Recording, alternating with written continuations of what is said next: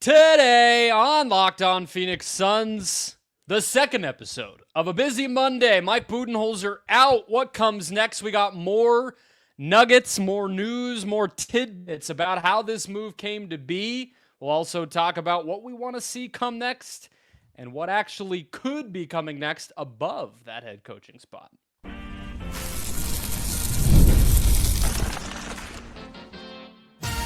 You are Locked On Suns, your daily Phoenix Suns podcast, part of the Locked On Podcast Network, your team every day.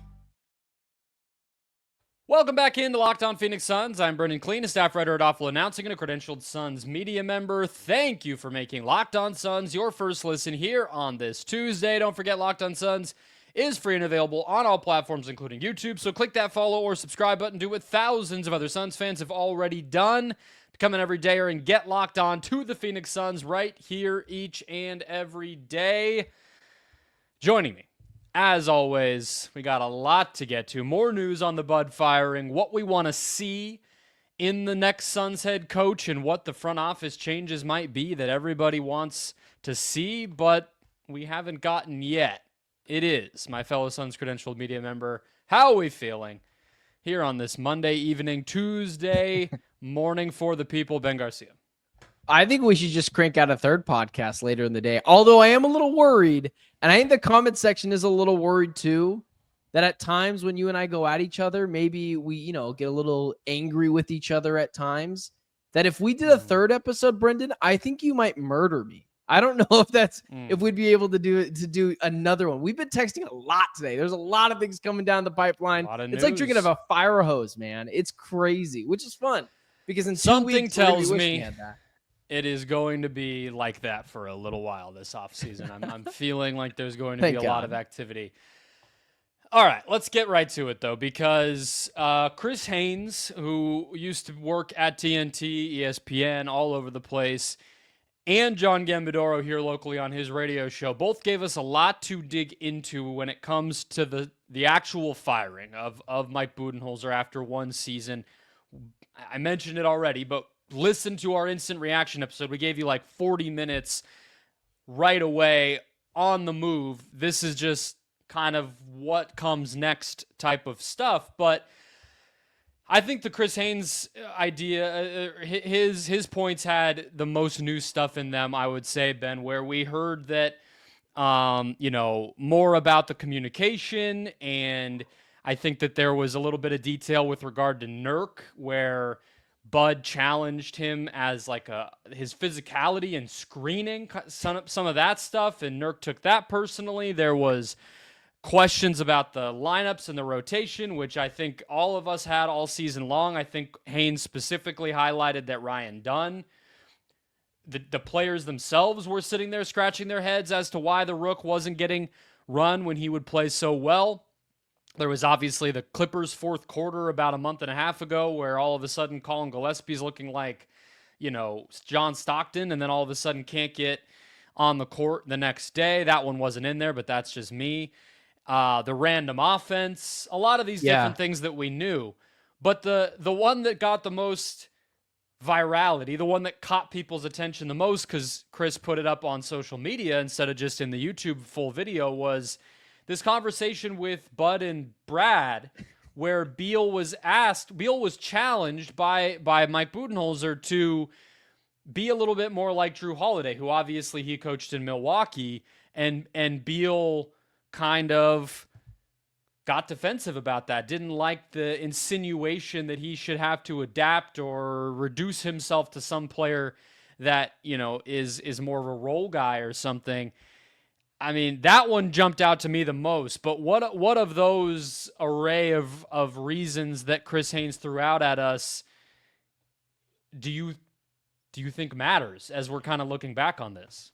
Well, it wasn't just, and I want to get back to that Bradley Beal, Drew Holiday thing, because it's an interesting argument to take on, because in one, what the hell is Coach Bud trying to say? And in two, why is Bradley Beal offended by that? But I think there's answers to both of them. The thing that kind of stuck out to me the most was what Chris Haynes said directly was he called Nurkic a bad teammate. because of screen setting. And yeah, like that too. Yeah, there's one thing that I think Nurkic is a lot of, at least in the Bud stages with the Phoenix Suns. I was a Nurk, felt like truther for a little while. Is I don't know if I'd question his loyalty to his teammates or how he wants to be a better teammate. So I thought that was a little bit of like a twisting of a knife. The random offense, I mean, we kind of knew that was something that we thought they were going to see, but we thought we were going to see. But yeah, also it seemed like there was like a little too random.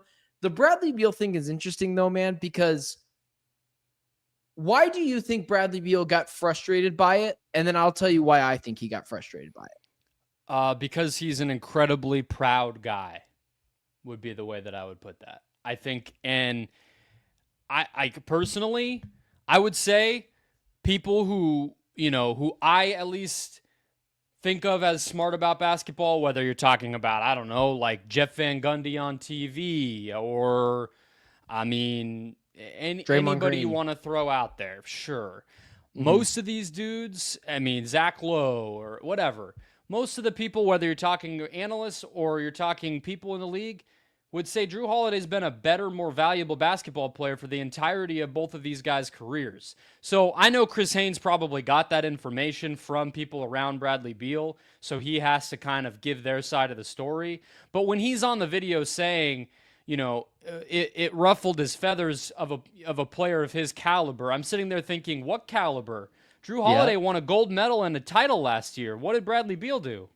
What are we talking about caliber? Also, Bradley Beal last season basically was this team's Jrue Holiday. So I don't even get the idea of how that was so insulting anyway, forgetting what I even just said, because that's basically the role that Vogel asked him to play, where he was guarding the other team's best perimeter player. He was trying to take more threes. He was, kind of a secondary playmaker, but not exactly the main guy. That's kind of Jrue Holiday. So I have no idea why honestly, I think the bottom line with a lot of this stuff, with Nurk included, is when you suck and you already don't like the guy telling it to you, everything's going to make you angry, right? I didn't think about Beal's camp, like giving that to Haynes, because clearly that's obviously what happened, and why I agree with you. Haynes was definitely dancing around.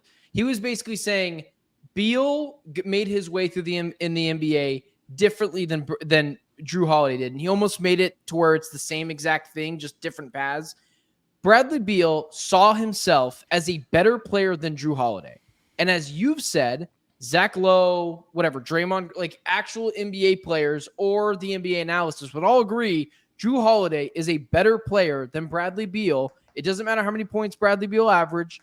Winning and the statistics that Jrue Holiday was putting up is more than what Bradley Beal was putting up.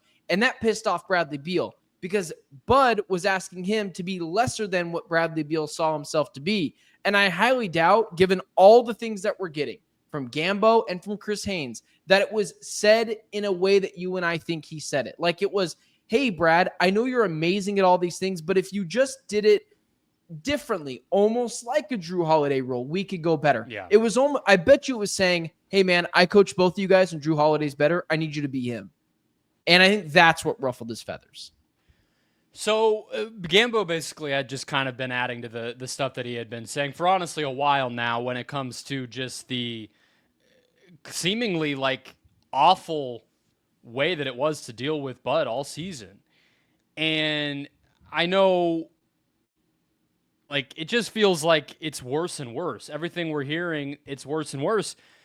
So I don't know if you have any final thoughts on this before we turn the page to what we want, what qualities we actually want to see in the next coach. But my question for you coming off of a lot of this is, are you surprised they didn't just fire him midway through the season? Like, that's what I was sitting there thinking is I'm like, David Fizdale's right there.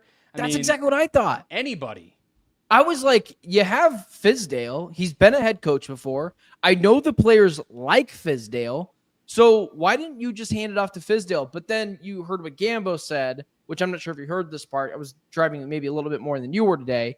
And he had said the Suns kept on getting hopeful that it would just fix itself so that they wouldn't have to go down that rabbit hole. So it feels like they were giving Bud a 6th, 7th, 8th, 9th, 10th chance to redeem himself because they didn't want to go down this route because it's freaking embarrassing. What I would ask you really quickly before we move on is, do you feel better about the Suns getting rid of Bud now that we've heard of all this stuff, or do you feel exactly the same about it? Meaning, like, maybe it was more Bud than we're giving it credit for, but we haven't heard Bud's side either yet. So how would you feel there?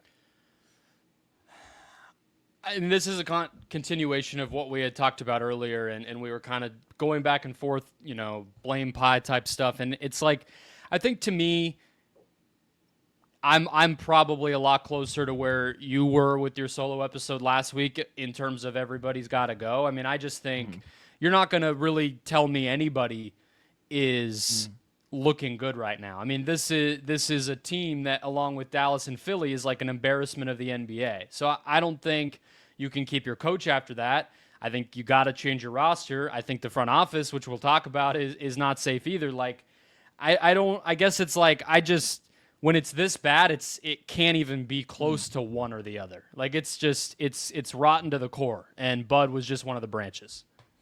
I would say I feel a little bit more hopeful for the Suns' future, meaning I think maybe Bud, because we heard this from Gambo even weeks ago, was so bad and so toxic. Maybe he was a little bit more of the problem than even I'm giving him credit for. Maybe, again, it was obviously a cumulative effort, but maybe Bud had a little bit more to do with it because, man, some of these stories are pretty bad. Gambo said on the air today that people around the Suns, meaning the players and the coaches, felt like this wasn't his first priority outside of like family and things like that. He had said it almost felt like there was other things he was worried about before coaching the team. And I'm like, God, was it really that bad? Was this guy like just eating and watching television shows instead of grinding film in the office? Like, how bad was it? So I feel a little bit better, but yeah. Here's how I'd put it. I think the math, like the standings or whatever, the record can illustrate this, right? Last season the Suns were 49-33. So here's how bad Bud was. 13 wins. They lost 13 wins from last season. So he's 13 wins bad. Vogel was 49-33. Nobody has been able to get the team to 55 plus or whatever you would have hoped and dreamed it could have been in the summer of 2023 when they put this whole thing together. That's what they're missing, and that's why everybody else's jobs are also in danger here, is because they've never lived up fully to those expectations. So if you're 13 losses bad, you got to go. But if you never reach your expectations, you also got to go. I think that's kind of where we're at. What do we want to see in the next Suns head coach? We'll get to that next.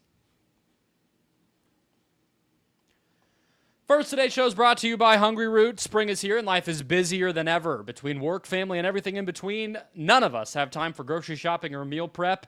That's why Hungry Root is here to save you. It makes eating healthy, delicious meals simple and stress-free. Hungry Root is just like having your own personal shopper and nutritionist all wrapped into one. They take care of grocery shopping and meal planning for you, offering personalized recommendations based on your tastes and health goals. Here's the thing I love, and we all love here on the Locked On Podcast Network about what Hungry Root does. Yes, hey, I want to eat more protein. I want to lose weight. Duh. Let's get some fruits and veggies. Let's get some good carbs in there. That's what everybody does. Hey, I got this stuff at my grocery store. I only have this weird, like, off-brand grocery store near me. They don't have a lot of stuff. Okay, cool. Tell them that too.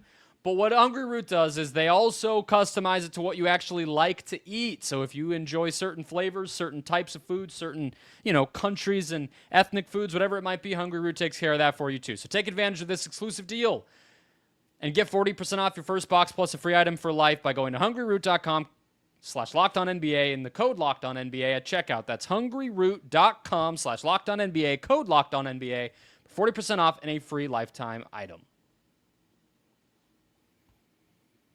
All right, let's get the show rolling here.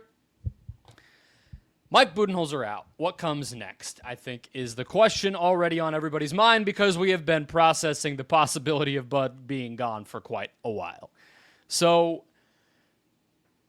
I just want to keep it pretty open-ended, Ben. Like, what kinds of qualities, background, mental kind of makeup, like strategy, like what kind of scheme, or like just if you could dream up the next Suns coach that kind of fixes what they've screwed up now 3 straight times and gets this team back on track, knowing the direction we expect the roster and everything else to go next season, what does that look like?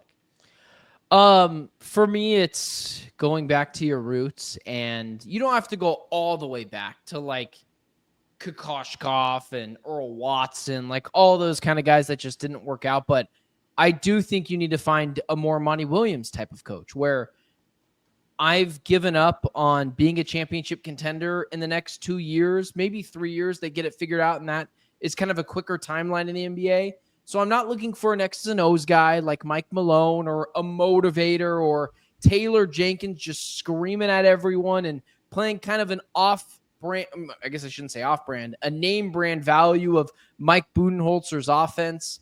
I am looking for a Monty Williams type of guy, a background of just kind of building relationships, kind of coddling the players. And I don't think that needs to be in such a negative space, but like Devin Booker should be treated better and your star players should be treated better. And if you're going to fill this team up with trading Kevin Durant and a Jabari Parker, a Cam Whitmore, like, God, forget the players, just Smith. Younger guys like that, some type of guys, whatever it is, right? I want someone to be able to have player development, help out with Ryan Dunn, as well as be a motivator, but also mentor these guys. I'm kind of out on the let's go get Greg Popovich. Let's just go get a guy that can build a culture, because that's what this team is missing. And I'm not saying go and hire Monty, like that ran its course. Yeah, no. But someone like over. that. But you know, I didn't see that super floated around. But like Kevin Young, I don't want to go back to that. Well, we were already there. Let's find something new. So that's where I would go. What about you? I hope you didn't see them hiring Monty floated anywhere. That's a absurd no. idea. That would I didn't. Never No. happen. Kevin Young. I hope Chris nobody Haynes, on the internet is saying that. Okay. No. Good. Okay. People on the internet have said Monty, but That is which the he wouldn't, stupidest because thing I've ever heard. He's also getting paid crazy amount of money from the Pistons. Yeah. So, but like the Kevin Young thing makes more sense because Chris Haynes did mention that. I don't want to go there. Like, I don't think he would leave BYU. That one feels a little bit fantastical as well. I think a lot of what you're saying aligns with where I'm at. I would say, though, it's funny when let's find a different word. Can we use connects with players? Because you use really charged words and then you go, but I don't mean it to sound so extreme. You say coddle. Coddle's like a screw up kid that you got to bring into the principal's office. True. That is true. So let's go connects with the players. Prioritizes building those relationships.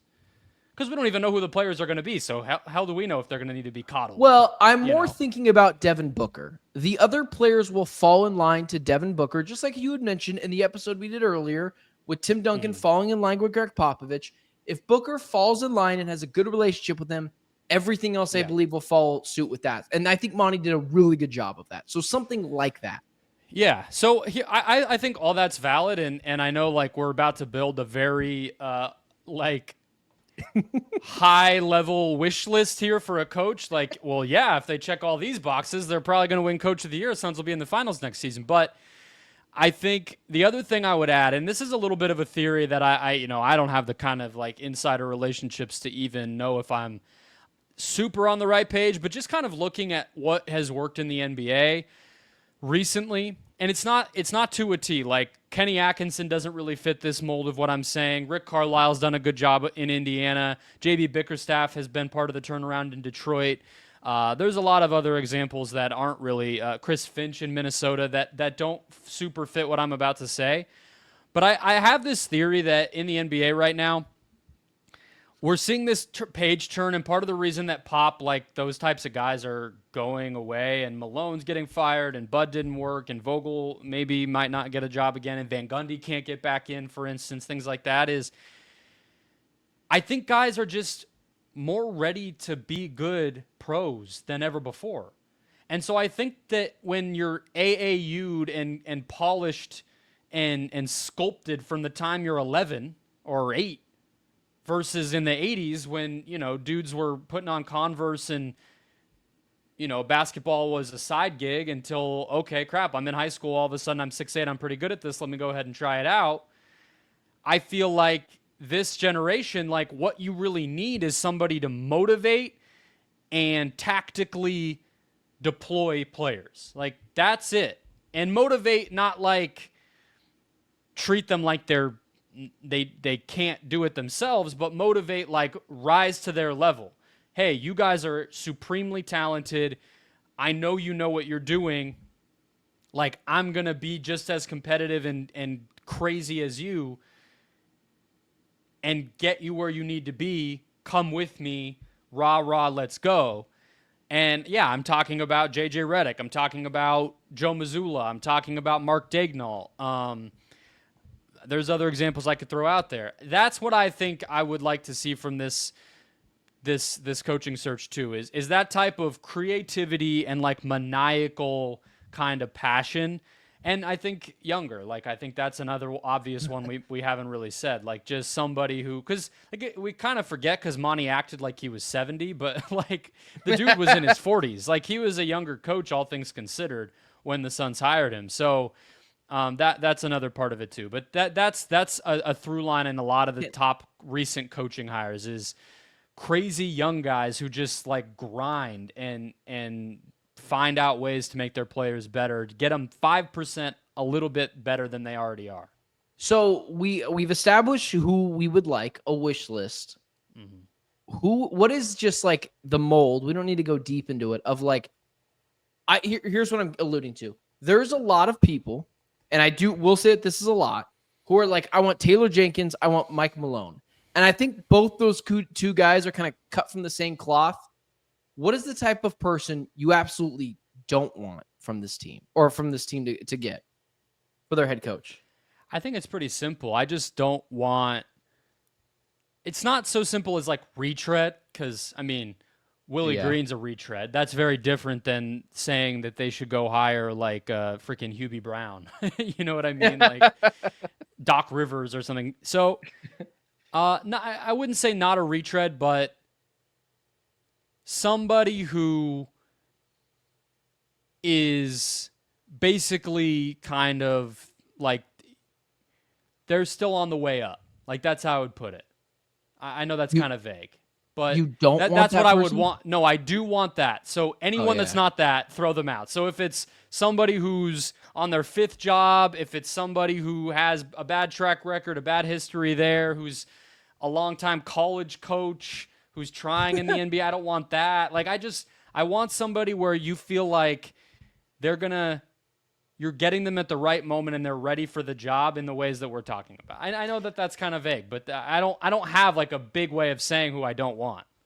I'll sum it up like this very quickly. I don't want a hard ass. I don't want someone. There you go. Like I don't want Mike Budenholzer again. Part of the problem with Mike Budenholzer, I think, was, well, I want a championship. You don't think I don't know what I'm doing?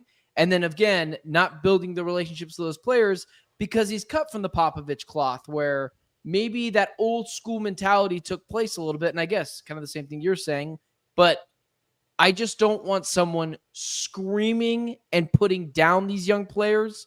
That is a different type of coach that you need in a different type of team that is championship ready, actively challenging them, actively going after them, telling them at times, you're not going to win a championship if you play like this. We're not there yet. We have to take a step back, and the only way to get back there is to take these steps. And so I'm out on the Mike Malone hard-ass type, Mike Budenholzer hard-ass type for now. Just for now. I'm more worried about building a culture than anything else. Everybody is teasing front office changes, but does anybody know what they're going to be? Ben and I don't have that info, but we'll try to piece together what the answer might look like next. First, today's show is brought to you by Open Phone. If you're running a business, you know every missed call is money left on the table. Think about it. When was the last time you had a service emergency in your life? If the first person didn't answer, did you wait around for them to call you back or hey, let me give it 5 minutes. No, and that's why you need Open Phone. Open Phone is the #1 business phone system designed to streamline and scale your customer communications all through an app on your phone or computer. I told you on that bonus instant reaction episode to Mike Budenholzer this story. where my little sister is at NAU. She has a job right now where she's working in the enrollment office. They asked her, hey, help us go through the hiring process with one of the advisors we're bringing on staff. Please call back the other candidates to bring them in for a second interview.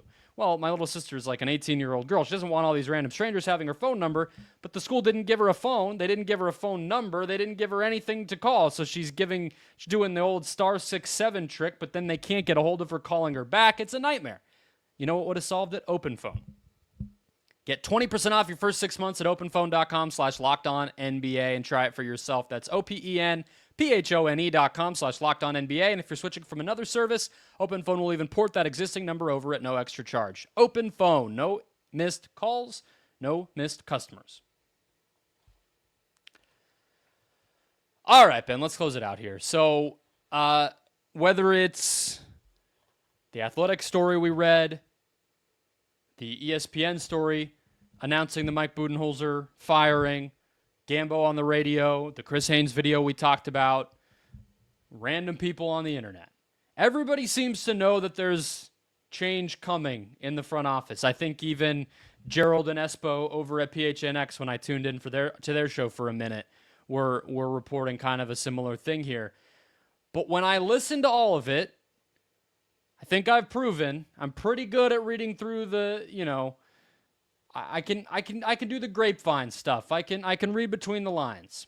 I don't think anyone knows what the heck is coming in this front office. I think that the reason we haven't heard anything concrete is maybe because there isn't anything concrete. What do you think? I don't think there's anything concrete. I was texting today kind of spazzing out. And I was like, why are these guys, for instance, let's jump into that really quickly. Budenholzer was fired by Bartelstein, James Jones, and Matt Ishbia today. Like, they got them all together, and I'm assuming roasted him and then fired him. So if those guys are doing the firing, are they coming back? But then someone else responded to Gambo and had the same question I did of like, oh, good, I guess we're just not getting rid of everyone. And then Gambo quote tweeted that and said, no, you should expect major front office changes or a major front office shakeup. The hell does that mean? I mean, even if you're going and getting, unless you're getting Bob Myers or, to a lesser extent, Dave Griffin to be your president of basketball operations or something over James Jones, like whatever it is, right? I don't know what the major shakeup is if you're not getting rid of one of those guys. I mean, I think it's that. Like, I don't mean to keep beating that same drum. I'll own it if I'm wrong, but I think that that's exactly what's happening here. I think that here's the thing. I think to illustrate why I keep coming back to this point that I'm expecting Matt Ishbia to hire somebody with broader power and authority to really run this, have a vision, make hires, all the whole 9 yards, is because I think we forget this sometimes, or it's at least worth repeating. Matt Ishbia, of everything in this whole organization at this point, the Mercury, the freaking buildings these people work and practice in, the business ops, the roster, almost everything has his fingerprints on it except James Jones. He did not hire James Jones. He inherited James Jones. So, I mean, we've been really like the time is the clock has been ticking on Jones since the minute Matt Ishbia bought the team. So it's not like I'm just piecing together the news from the past 24 hours. We've been waiting for this to happen forever, and I think that now's finally the time. I mean, they've bottomed. This is rock bottom. You gotta finally just give somebody the control to try to get you out of this problem that you created for yourself. I don't know who's going to take that job, but I think that's what we're waiting on, is somebody that's going to come in with a title like president of basketball operations instead of just, general manager, and really get that autonomy to do things. Now, as far as who it is, I mean, yeah, Bob Myers, David Griffin, those are the only names that dummies like you and I know. But there's some guy 100%. That works in Boston or, Oklahoma City or whatever. There's somebody somewhere that very well could be worthy of that type of responsibility that we just don't know about right now. I'm sure that name might come. One or two of those names might start to pop up over the next week or so. Connolly type of guy. Yeah. Tim Connolly did that when he moved from Denver to Minnesota. Mm-hmm. Like there's people that, we can dig into as the days go on. But that's what I think we're waiting on. And the part of it that's interesting to me, though, is I will admit I am surprised that Josh Bartelstein is getting lumped into this, because I just figured like he kind of had the protection almost of he's just the business guy. It just he just so happens to be involved because we want the kind of alignment top to bottom, so we bring him in on this stuff. But like that's not really his job, so he's just gonna keep doing his thing. I think it's actually kind of impressive if he's actually under consideration to be fired. If Ishbia pulls the trigger on that, I'll actually kind of buy that. Like, okay, he's really trying to restart things here. I don't think Bartelstein's going anywhere, man. I think it's going to be James Jones or I don't know, man. I think if it's got to be someone big. Like it can't be just someone that you and I have never heard of.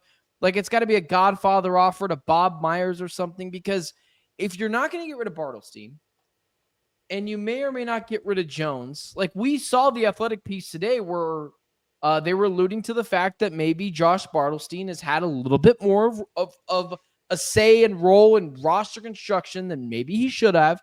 And they also said in that article, it remains unclear if Bartelstein's role will change. Mm-hmm. I don't know if that guy's going anywhere, man. And that makes me so pissed off if that doesn't happen, or at least make it very clear what his role is as the CEO if he's is doing something that isn't MasterCard sponsorships. But I'm less confident now that one or both of those guys is going to be gone. I'm holding out hope for both, but I think if I had to pick one, I think maybe it's just Jones. We've been talking about this for years, man. We've been talking about if it's going to be his year where he's finally gone and somehow he evades it every year. Maybe he's just developed a relationship with Matt, and Matt really appreciates it. As far as I know, though, he hasn't actually gone into an off season without a contract for the next year. I don't think it's ever gotten to this point. So with Jones. So I think it's just that alone makes it more likely that this could be it for him, because if not, like they could have just given him an extension in December and then the question goes away. At least it's not a topic. You can still fire him, but it's not so brazen like you're done, which is kind of where they're at. But you only give extensions if you're worried about someone else scooping up and giving him a general manager extension somewhere else. I don't think they were worried about that. I mean, where are you at, man? Did it bother you at all that those two guys were in the meeting that fired Mike Budenholzer? I mean, hell, dude, if you're Budenholzer, what the hell are you thinking? You're like, well, yeah, listen, it was a problem, but what is this? Yeah. It's like you guys are safe. Yeah, that's the thing. Like, I think that's exactly what I was gonna say. It would bother me if I was any of the three of them. But as a person watching it from the outside, I mean, it doesn't tell me anything until it tells me something, right? Like if I just don't know yet. I don't think that's a sign that they're both staying. Like that seems a little reductive to be like. It could easily have just been a kind of bad boss type of move by Ishbia. For all we know, I don't, you know what I mean? Like he could just be kind of being a jerk. Like what if we don't know they're saying. What if Ishbia meant to go into that meeting to fire all of them, but Bartelstein and James Jones didn't get the message, and now he's got to fire them again? I would believe anything at this point if I'm being 100% honest with you. So, yeah, I mean, I think that might be a good place to wrap it because we'll just, get the trickle of news throughout the week and give all of our everydayers the updates that they need on it. But I think that's what we're waiting on. Like, we've kind of been asking that question at the end of every episode, like, what's kind of going to be the next shoe to drop? I think it's going to be there's probably going to be some kind of rumor starting to build where it's Matt Ishbia is exploring, a more all-encompassing lead executive role that who will work alongside him. Maybe a little, the travel between Michigan and Phoenix has been a little more taxing than he thought, and he's started to form relationships around basketball. Like I'm just chat GPTing this story that's about to come out, and I think that's what we're going to see. Wait a second. And then some names some dude from Adidas and some guy from the freaking Raptors and somebody in freaking Spain. And those, okay, there's the guys, you know. So the next head coach of the Phoenix Suns, Tom Izzo. All right. Sounds good enough for me. Isaiah Thomas, president of basketball operations. Tom Izzo, head coach. There's our final predictions. That'll wrap us up, guys. Hit follow or subscribe if you have not already. Become an everydayer. We'll have episodes for you making sense of this craziness all throughout the week. Bonus instant reactions to any other news along the way. Enjoy your Tuesday. We'll catch you next time.